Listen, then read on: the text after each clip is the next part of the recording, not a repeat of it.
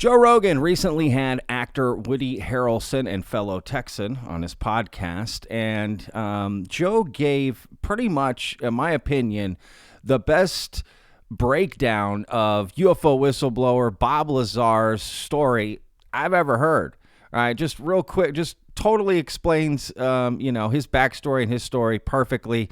And the conversation is very interesting to hear Woody's response to it as well. And did you know that the Bob Lazar interview for Joe Rogan is the most watched Joe Rogan interview of all time? We're talking hundreds of millions of views across all platforms and everything.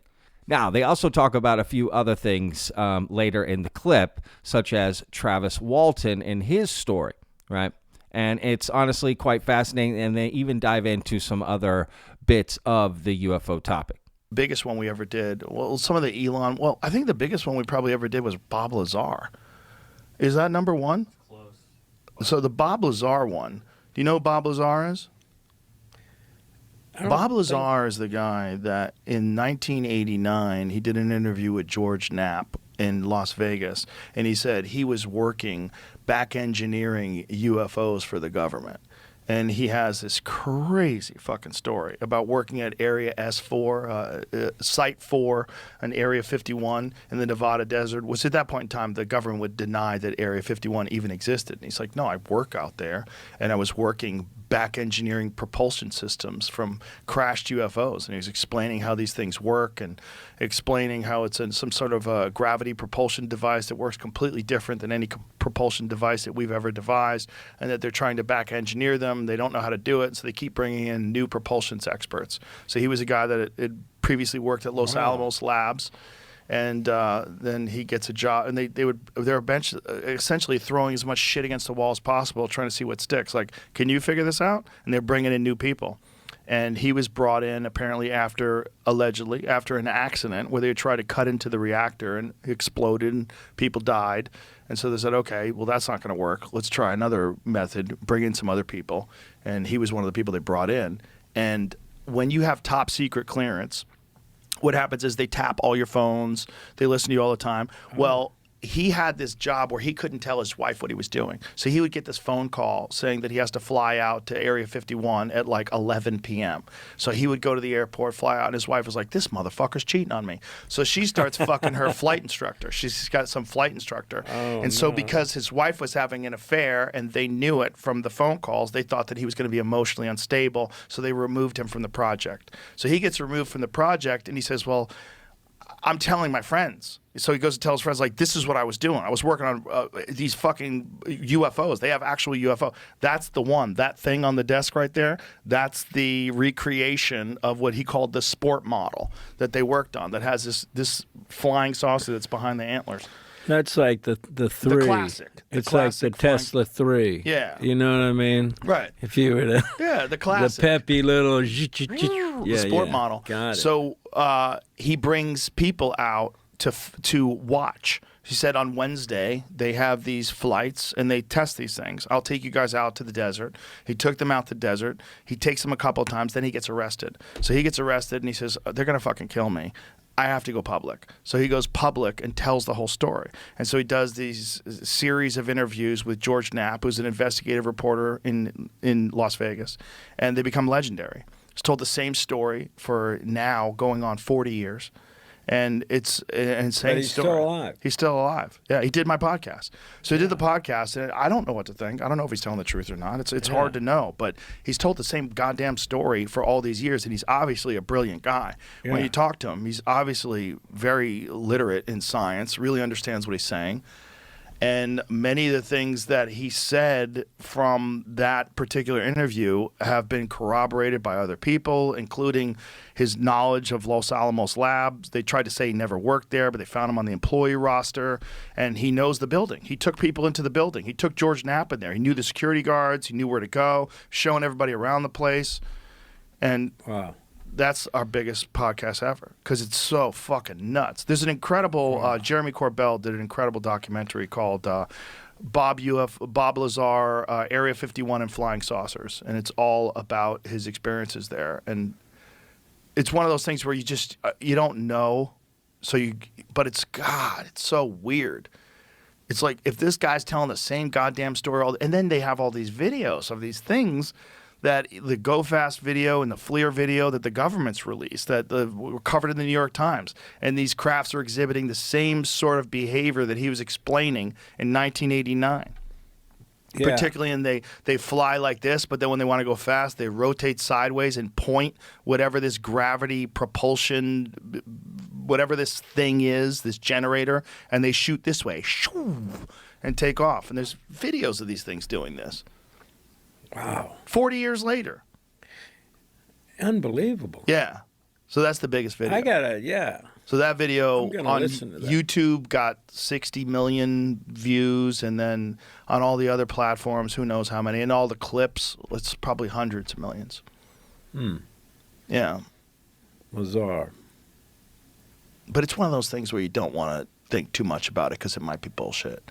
So, I mean, Joe gives a great breakdown of Bob Lazar's story and, what it's about. But at the same time, even after all this, he still thinks it could be BS. He's not even entirely sure about Bob's story. And he's heard a lot of things behind the scenes about Bob's story. But, this isn't really to decide if Bob Lazar is telling the truth or not. I just thought it was interesting the way Joe laid out the story. I thought that was really, really well done. Little, few minutes there to totally kind of, in a nutshell, try to understand Bob Lazar's story there, right?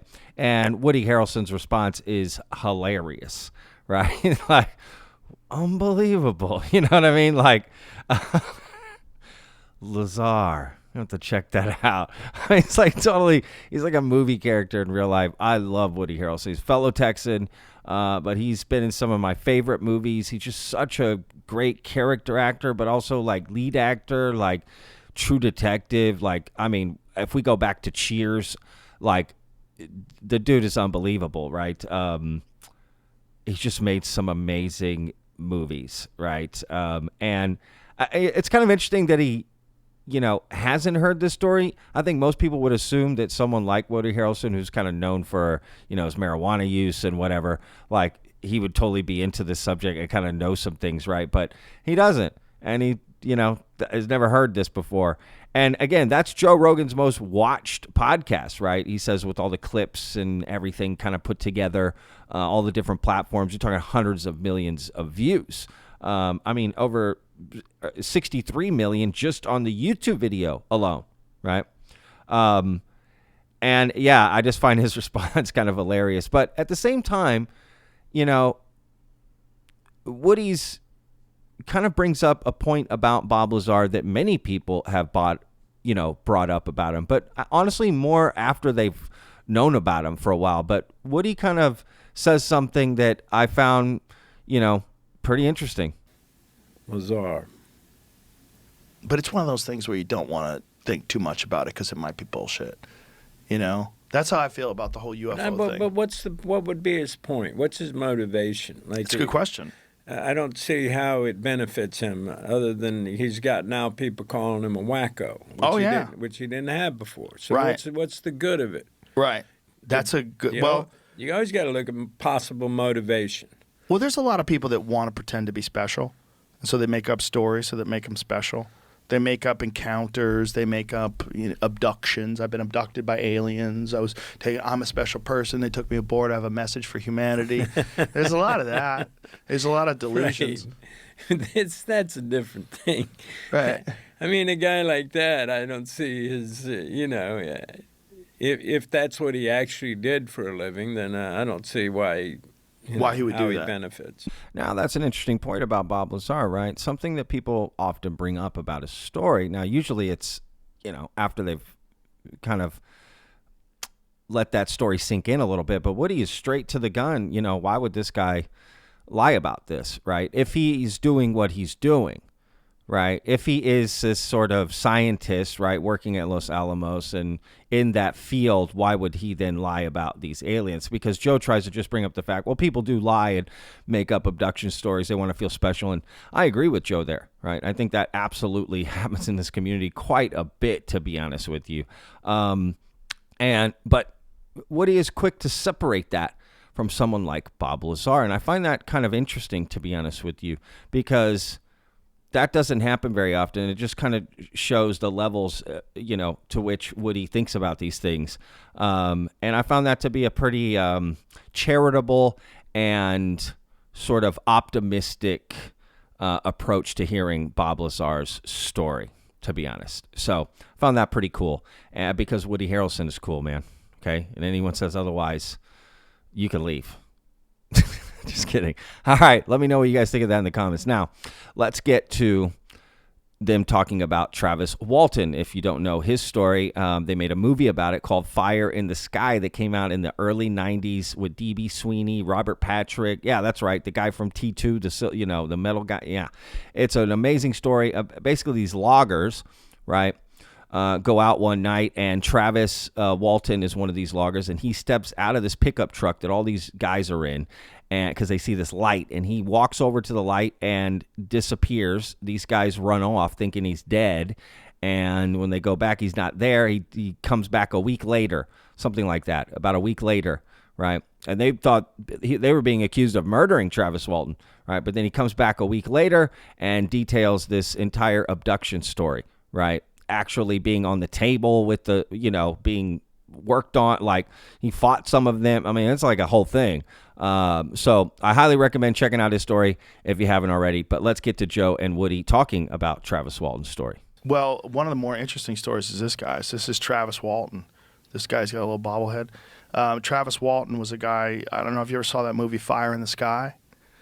It was based on a bunch of loggers in Arizona, and they saw this thing land, and this guy, Travis Walton, gets out of the truck and goes to it and gets blasted by this bolt of energy, collapses to the ground. His buddies take off. They're screaming in the car, all these loggers, like, we got to go back and get him. We got to go back and get him. They turn around a mile later, go back, he's gone. He's gone for 5 days. And then he shows up back in the town 5 days later with this fucking wild story of being abducted, taken aboard this craft. They healed his body, and then they communicated with him and then returned him. And the thing about it is, like, all these experiences, these people talk about the exact same creatures. They talk about the exact same entities, these things with big heads and large eyes and spindly bodies, and they're communicating telepathically. It's like it's universal. It's like over and over again. It's a very similar story. And the problem is, if it happened to you, who the fuck is going to believe you? It's a unique experience, a completely novel experience that only you have. And then you have to go and try to make sense of it to other people that haven't experienced it, and they're going to think you're fucking crazy. But if you have enough of these people that say the same story over and over and over again, which is, if you read John Mack, he was a psychologist from Harvard that did a lot of hypnotic regression work with people that have had alien abductions. And this guy was I read that. Did you ever read that? It's a crazy book, right? I met him. I met John. Did you really? Yeah. When did you meet him? I met him on the campus at Harvard. Oh, wow. You know I went to Harvard, right? Yeah. Yeah. I mean, I had a great night, and then went back home. No, I only visited there a couple times. Well, I know you play really good chess. And they veer off into talking about chess at this point. But, I saved that little interesting tidbit I didn't tell you about at the beginning of the video. But how interesting is that Woody Harrelson met John Mack, famous psychologist from Harvard who, studied abduction experiences, thousands, right, famously. The Ariel School, right? There's a lot to John Mack. So it's very interesting that Woody Harrelson met him. Why didn't Joe ask about that? What was that story like? What'd y'all talk about? I mean, don't you want to know? Like, you know what I mean? That's kind of interesting because, yeah, they immediately go off into chess. But I found that to be kind of an interesting little tidbit there that Woody Harrelson had met John Mack on the Harvard campus. So anyway, all right. I hope you guys enjoyed today's video. Make sure to hit that like button for me. And if you want to subscribe, we put out daily videos, multiple daily videos about the UFO topic. So if you want to stay informed. All right, y'all. We'll see you guys in the next one. Remember, Vetters, every day's a gift, y'all. Peace. I live inside my own world of make-believe. Kids screaming in the cradles, profanities. I see the world through ice covered in ink and bleach. Cross out the ones who heard my cries and watch me weep.